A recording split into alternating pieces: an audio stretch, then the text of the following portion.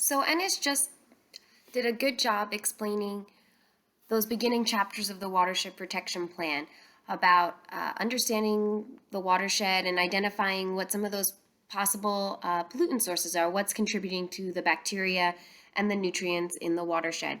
And so you'll see those draft chapters that are available on the website or also in the printed handouts, and feel free to read it to get more information on how we calculated those. So then any edits for that, please make sure to send it in to us.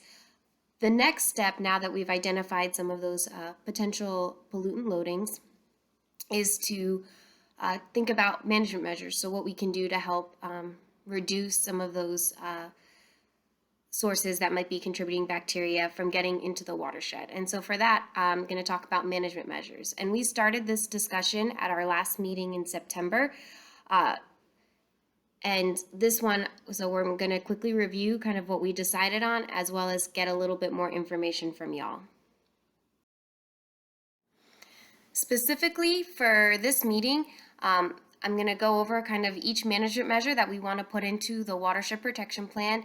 And then based on some of those overarching goals that we had and decided on in our last meeting, come up with more interim milestones. So smaller little chunks of when we want to meet those goals.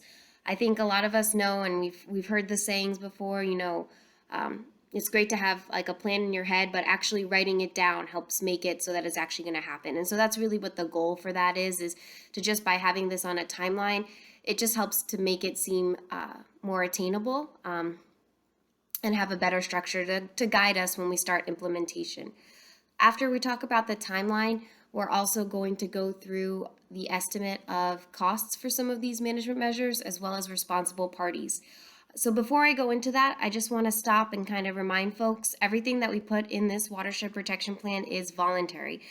So we're not forcing anyone to do anything. The reason we put these meetings on and we look for stakeholder support is to make sure that what we're putting into the document is something that y'all actually do want to implement. And then having a completed and accepted Watershed Protection Plan opens up avenues. So I know some of these estimated costs might seem large with a big price tag, but the goal is to be able to offset some of those funds with grants that are out there, and you'll learn about that in Ennis's next presentation. Also for responsible parties, a lot of times it's folks that are already kind of working in those fields, and just with additional assistance or support can help strengthen and expand those programs throughout the watershed. So I definitely want to hear y'all's feedback if you think that our timeline, our estimate of costs, or responsible parties need to be altered as we go through these management measures. The first management measure that we spoke about last time is developing and implementing water quality management plans or conservation plans.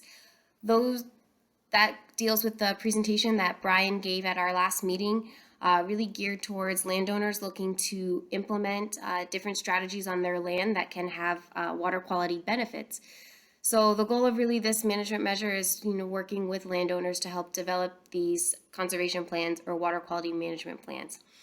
At our past work group meetings, and what we spoke about at our last meeting was kind of the overall goal is over the next 10 years to develop 400 plans. So 200 kind of specifically in the Petronila watershed part of our watershed, and then 200 in San Fernando. And those numbers kind of were looked at what is already being done in the watershed, which is around 20-25 plans per year. And then with additional support, how we can expand that and be able to grow that through the watershed. So that's how we got to that 400 goal.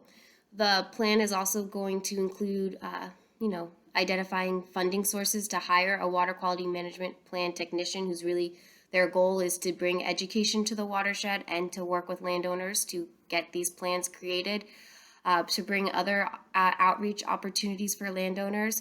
As well as at TWRI, we've had a lot of success in some other watersheds with doing direct mail outs to landowners about overstocking, about conservation plans and how they can reach out and learn more. And we've seen a lot of great initial success with that. So that's something we'd also want to look at bringing to this watershed. So for some potential responsible parties That's going to be the State Soil and Water Conservation Board, Soil and Water Conservation Districts, the Natural Resource Conservation Service. They're the agencies that lead that financial and technical assistance for developing these plans. So they would be an easy, responsible party, as well as the landowners and lessees on the land who want those implemented. When we think about an overall timeline, so how are we going to hit 400 in 10 years? We kind of came up with some rough estimates and, tried to be a little bit more conservative in the beginning. Sometimes it takes a little extra work in the beginning to get folks to sign on and want to participate. So within the first 3 years, thinking that it'll be around 90 between the two different types of plans. Then by year 4 to 6, 130 plans, and then hopefully, it's kind of like a snowball. As it's picking up speed, picking up snow, other landowners are sharing what's been done and how it's helped them. So then by 180, so kind of as the plan and knowledge about the program grows, then we hope to see that more landowners will come on. And then for education and outreach, once every 3 years, we'll try to make sure that we bring some targeted education specifically geared towards landowners. And generally, it's about $15,000 per plan, but that really does vary. Also, there is no minimum acreage size needed to do one of these plans. So it could be a small acreage landowner or a larger. So, the price tag will vary based on what they want to implement and the size of their property. The second management measure is looking at managing feral hogs, which we know is not an easy task. And really kind of the goal of this management measure is education. So teaching folks about trapping mechanisms for feral hogs, as well as maybe how to kind of make their property less desirable. So, how to properly construct fencing around deer feeders. And the goal is, every year to try to reduce the population by 15%. So that's about 3,264 hogs per year would be about a 15% reduction based on some of those estimates we did and Ennis spoke about in the first presentation. So you can kind of see, since this isn't like a overarching every 10 years, it's kind of annually we want to see a 15% reduction. But so how we do that is looking for constructing those feeder fencings as well as bringing in education. And again, every couple years. We don't want to bring all of this education every single year and oversaturate it. So making sure we bring it in every couple years where we might be able to get new landowners or folks who weren't able to participate, but as well have online and other outreach materials available during those interim periods. And for responsible parties, AgriLife Extension, we've got a wild pig specialist technician who goes around and does a lot of educational programs, got a lot of great resources. The State Soil and Water Conservation Board, Soil and Water Conservation Districts, NRCS, landowners, and lessees again. So this, especially since managing some of these feral hogs relies heavily on landowners doing things to be able to kind of trap them on their property. A lot of the responsible parties are very similar to our first management measure. The third management measure is being able to identify and repair septic systems. And this goal is around looking around watersheds, doing inspections, doing repairs as needed, and then making sure that we can educate homeowners who do have septic systems on their property how to properly maintain them. So when they need to pump them out, what to and what not to put into your septic system or flush down your toilet. And again, in one of our separate work groups, we tried to come up with an overall goal within 10 years on how many septic systems we can repair and replace. If you remember from Ennis's first presentation about how many septics there are in the watershed and estimating how many are failing, it was a couple thousand.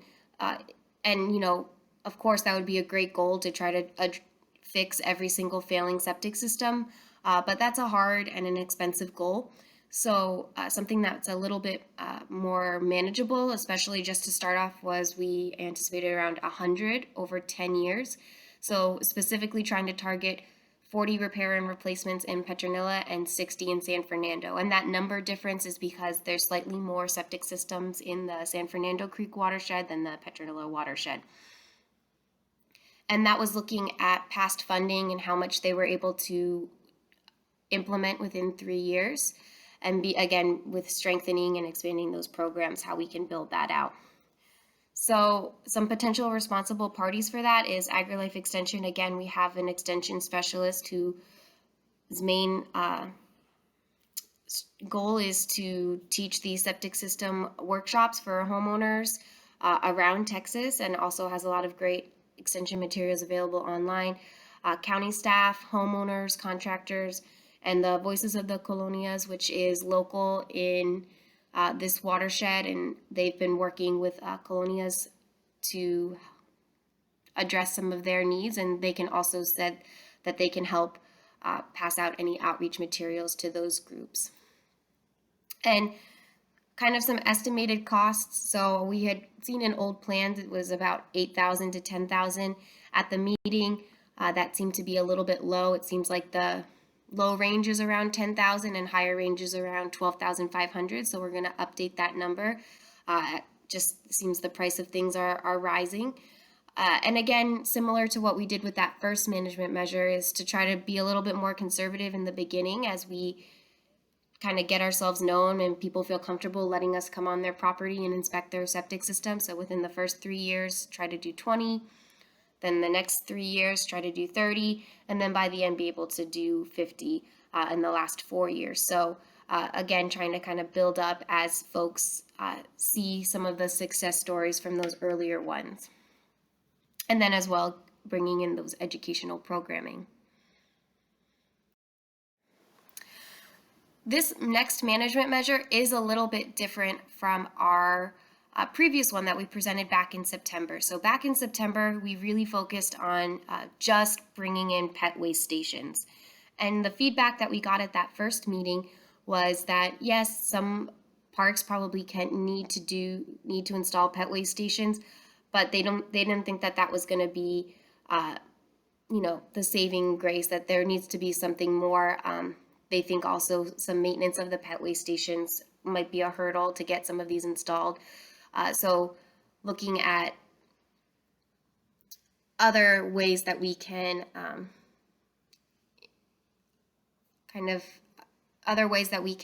incentivize pet owners to pick up after their pets, which, like the Nueces River Authority already kind of has those little plastic pet waste carrier bags that you can just hook onto your leash, which makes it really easy. But as well, another big issue that came up at our last meeting was that a lot of homeowners are not using fertilizers or pesticides appropriately, or using too much, and that's a big issue. And so they wanted that management measure to also address that.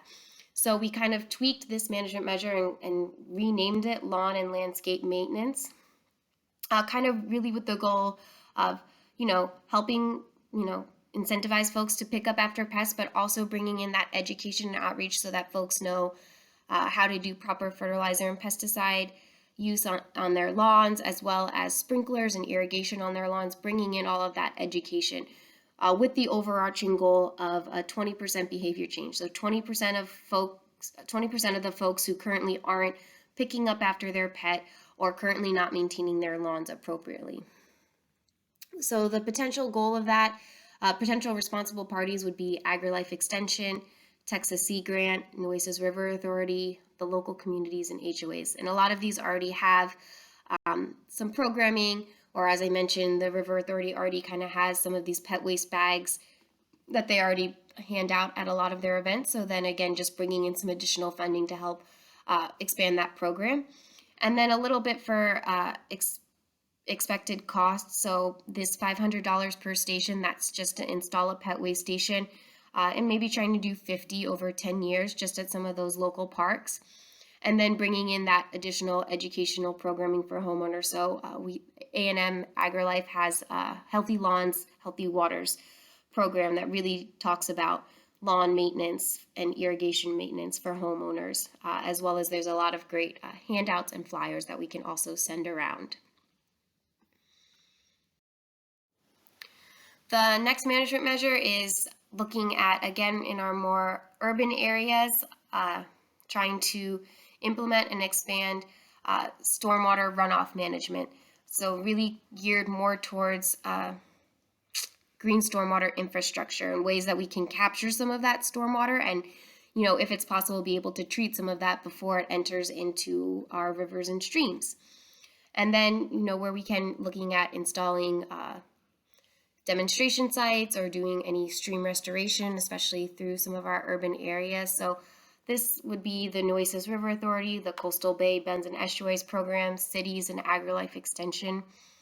There's not a specific goal because these are really tailored to where they need it, but it's something that we've heard come up in some city planning, as well as just other general needs in the watershed. So just over the 10 years, be able to implement these as much as possible, as much where it makes sense to do that, and then to also bring in some of that education. So we've got partners at AgriLife Extension who do some of these rain gardens. Permeable pavement is something that came up at our meeting as something that folks are interested in seeing implemented more, really trying to reduce some of that stormwater flow so that there's less entering during those larger runoff events. The next one is really gearing towards wastewater treatment facilities and repairing and replacing those that need repairs and upgrades. So kind of the key points in this, and we got a lot of this information from the Nueces River Authority, our contact there, who's been spearheading a lot of great efforts working with some of these treatment facilities. So looking at reducing unauthorized discharge and those sanitary sewer overflows, upgrading all of that infrastructure where it's been identified, and then as well to deliver educational materials to residents who are hooked up to those treatment facilities about the proper disposal of fats, oils, and grease. And something that they had mentioned that came up very frequently now, especially during COVID, is some of those unflushables, like your sanitary wipes, that they shouldn't be flushed down the toilet, and they can cause a lot of backup and issues at the facility. So the contact our Nueces River Authority just recently did a large survey of all of the smaller plants within the watershed. So that doesn't include the facilities in Kingsville or the facilities in Alice. So it's just the smaller ones through the watershed, and looked at what they needed to be upgraded and repaired. And the price tag that they came up for that was about $41.5 million to kind of repair all of that infrastructure, which is a little bit less than what they had originally anticipated. So they were optimistic with that number, and they've already kind of started where they are able to get funding doing some of those upgrades on some of those smaller facilities. So really the big potential responsible parties for this is the Nueces River Authority, since they are trying to take over a lot of these smaller plants, the wastewater treatment facilities, and the cities. And so I kind of just took that $41.5 million total, and since there's about 12 small facilities in the watershed, just kind of broke that out to an estimated $3 to $4 million per site. Of course, that's just a rough estimate. Some facilities may need more than that. Some might not need that as much. It's just kind of a way to get an idea of what might be needed per facility. And then just as they're able to get that funding to be able to take on and do those repairs and upgrades in those watersheds. And then that educational side of it, that's something that we can do right from year one. We have some of that material already created that we can send out with water bills or pass out at local community events. And our last management measure is reducing illicit dumping. We talk about it at every meeting. I know Ennis kind of showed you some photos that we got from the River Authority. It's a big problem here in the watershed and something that a lot of y'all have talked about wanting to address. So we have a management measure just geared to that. It's a tough one to be able to manage, but some of the ways that we can try to address this and hopefully reduce some of this dumping is bringing in, education and outreach materials to the residents, put on additional hazardous waste collection events annually through the watershed. So encouraging folks to go drop it off at that collection event instead of just anywhere they want. And then to bring in some stream cleanup events.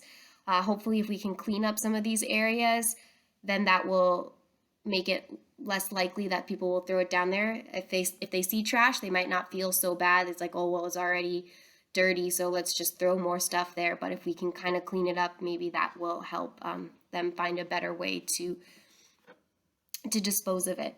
So those are some ways we try to combat some of that illegal dumping.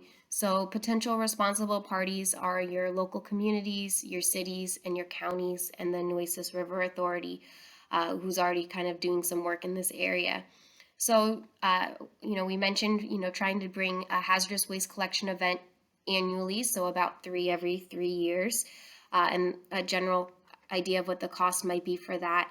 As well, brought up at the meeting was maybe doing some ag waste drop-off events, so that's something that we'll be looking at adding into this specific management measure, as well as kind of delivering some of that outreach and education materials and bringing that out to make sure that we really let folks know about some of those issues with dumping it. It's not just out of sight, out of mind. It can have a lot of negative impacts to your water quality, to your wildlife, and everything in between. So those are the 7 management measures that we are planning to write up.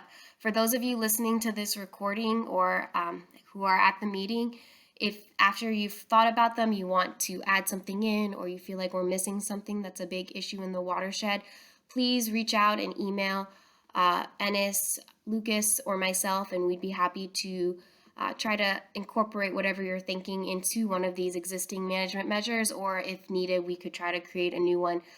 We definitely want to make sure that we are reflecting the needs and concerns of the community in this watershed. So definitely, if you have any questions or any comments, please reach out. Thank you.